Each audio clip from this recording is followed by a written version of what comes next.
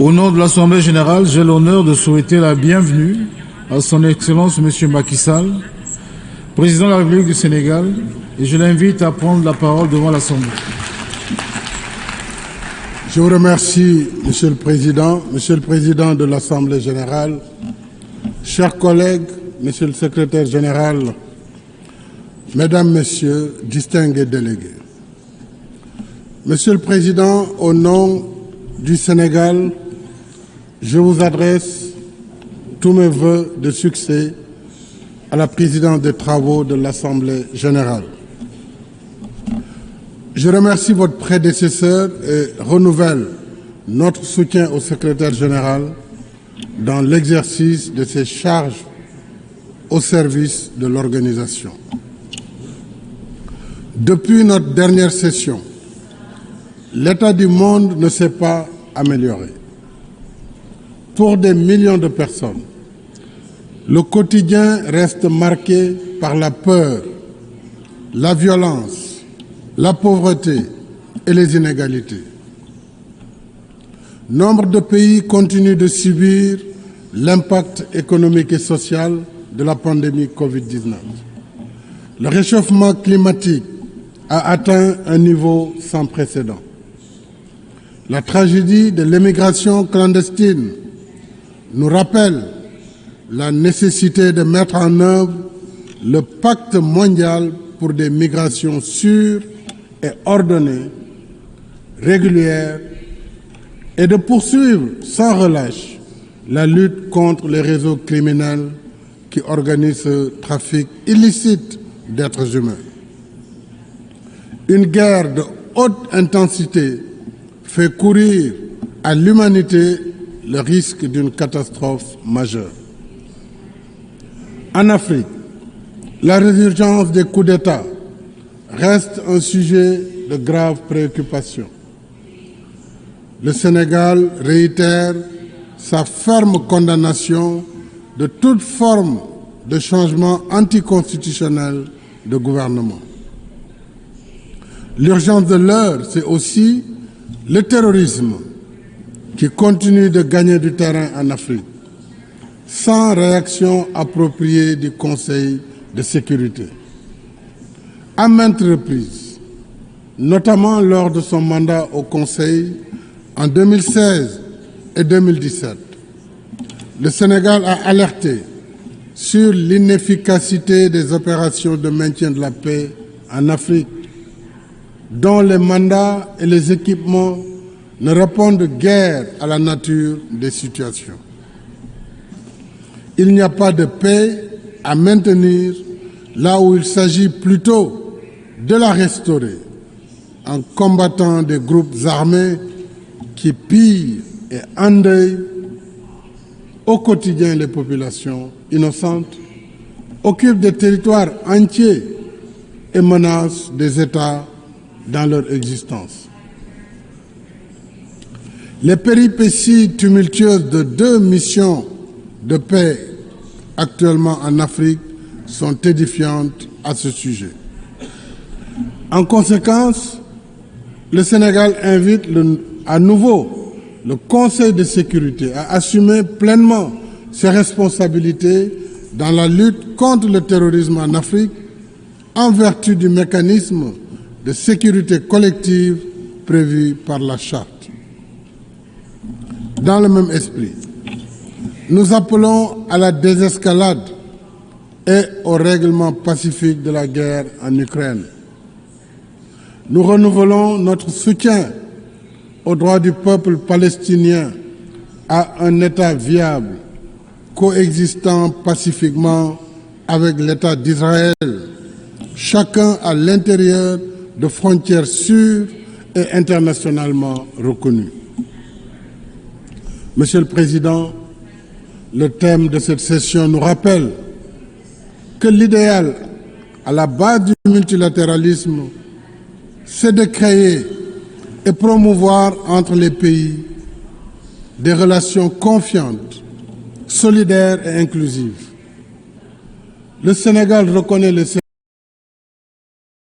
services appréciables que le système des Nations Unies et celui de Bretton Woods rendent au pays depuis près de 80 ans. Mais nous savons tous que le système multilatéral, héritage d'un passé révolu, est devenu obsolète. Or, comme l'a justement alerté le secrétaire général Antonio Guterres, un système qui continue d'ignorer les réalités de son temps et les besoins de plus de 3/4 de ses membres accentue les inégalités, génère les conditions de sa contestation et provoque le risque de sa fragmentation. Si nous voulons éviter cette fracture, la sagesse commande de réformer la gouvernance politique, économique et financière mondiale, afin qu'elle soit plus juste, plus représentative de la diversité et conforte ainsi sa légitimité. Nous pouvons y arriver si nous mettons la volonté politique nécessaire. Le G20 l'a montré en admettant l'Union africaine comme membre de plein droit. Je remercie vivement les membres du G20 pour leur soutien unanime à cette initiative que le Sénégal avait portée lors de sa présidence en exercice de l'Union africaine. Nous souhaitons que l'exemple d'inclusion ainsi donné par le G20 soit suivi par le Conseil de sécurité et les institutions de Bretton Woods pour un multilatéralisme plus représentatif des intérêts de tous ses membres. De même, le Sénégal reste attaché à la vision des relations internationales apaisées, fondées sur l'égalité, fondées sur l'égale dignité des peuples, des cultures et des civilisations. Le 31 octobre 1961, soit un an après l'indépendance our own de notre pays, continent, Africa, le président Léopold needs to Sédar be Senghor us from the expliquait global south ici that sur these cette wealthier vision countries in the global north par ces mots, that et are je le cite, representative, that are une democratic, civilisation particulière ne saurait s'imposer seule sans dresser contre elle la majeure partie de l'humanité. Fin de citation. 62 ans après, notre position reste la même. Entre peuples libres, dont l'histoire et les réalités socio-culturelles sont diverses, il ne peut y avoir de légitimité pour certains de définir et imposer à tous une seule façon de vivre comme un prêt-à-porter civilisationnel. Ce qui va pour les uns ne va pas forcément pour les autres. Ensemble, nous pouvons pratiquer nos valeurs communes. Mais ensemble, nous devons respecter nos différences. Voilà pour le Sénégal ce qui doit forger un universalisme revitalisé, plus ouvert et plus efficace dans la prise en charge des défis de notre temps. Parmi ces défis, il y a l'urgence climatique. Alors que les phénomènes extrêmes se multiplient, le Sénégal reste engagé dans la mise en œuvre de l'accord de Paris sur le climat. Ainsi, grâce à notre politique volontariste de mix énergétique, les énergies renouvelables représentent aujourd'hui 31% de nos capacités installées. Avec la signature en juin dernier de notre partenariat pour une transition énergétique juste, nous avons l'ambition de porter ce taux à 40% en 2030. Et je remercie ici les pays partenaires du G7 qui nous ont accompagnés dans la mobilisation de 2,5 milliards d'euros sur une période de 3 à 5 ans à partir de 2023 pour financer nos projets au titre de ce partenariat. Nous poursuivons en même temps la réalisation d'infrastructures sobres en carbone et résilientes au changement climatique, dont 2 projets de système de transport de masse, un train express régional et une ligne de bus rapide transit, tous 2 électriques. Avec l'exécution de nos projets nationaux et continentaux, à l'image de la Grande Muraille verte, nos pays sont clairement engagés dans l'action climatique à la hauteur de leurs moyens. Il reste que, pour l'essentiel, les projets verts en Afrique sont financés par recours à la dette commerciale, alors qu'ils devraient être soumis et soutenus par la mobilisation des 100 milliards de dollars par an convenue depuis la COP 15 en 2009 pour financer l'action climatique. La justice climatique voudrait qu'un continent qui contribue pour moins de 4% des émissions et qui en souffre le plus ne soit pas condamné à s'endetter pour réparer et prévenir des dommages dont il n'est point responsable.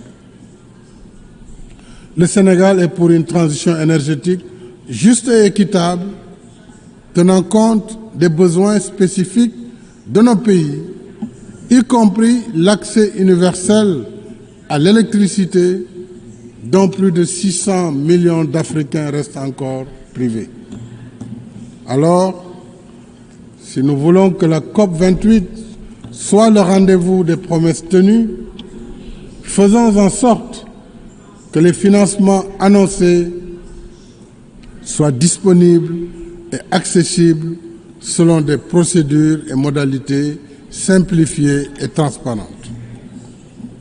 Monsieur le Président, chers amis, le 25 février 2024 se tiendra l'élection présidentielle sénégalaise. Comme les précédentes, elle sera démocratique, libre et transparente. Et le 2 avril, je passerai le pouvoir à mon successeur, après 12 ans à la tête de notre pays. Je voudrais remercier ici les pays membres de notre organisation pour leur amitié et leur collaboration. Porter la voix du Sénégal, nouer et entretenir des amitiés dans ce concert des nations où s'harmonisent nos efforts communs vers nos fins communes aura été un grand honneur pour moi. Au nom du peuple sénégalais, je voudrais dire ma gratitude à tous mes collègues, en les priant d'accueillir mon successeur avec la même amitié et la même considération. Je garderai pour tous les mêmes sentiments d'amitié et d'estime cordiale. Je suis confiant que la tradition sénégalaise d'ouverture et de dialogue, mon successeur sera fidèle aux relations d'amitié confiantes qui unissent notre pays et tous les membres des Nations Unies. Mesdames et Messieurs, je vous remercie de votre aimable attention.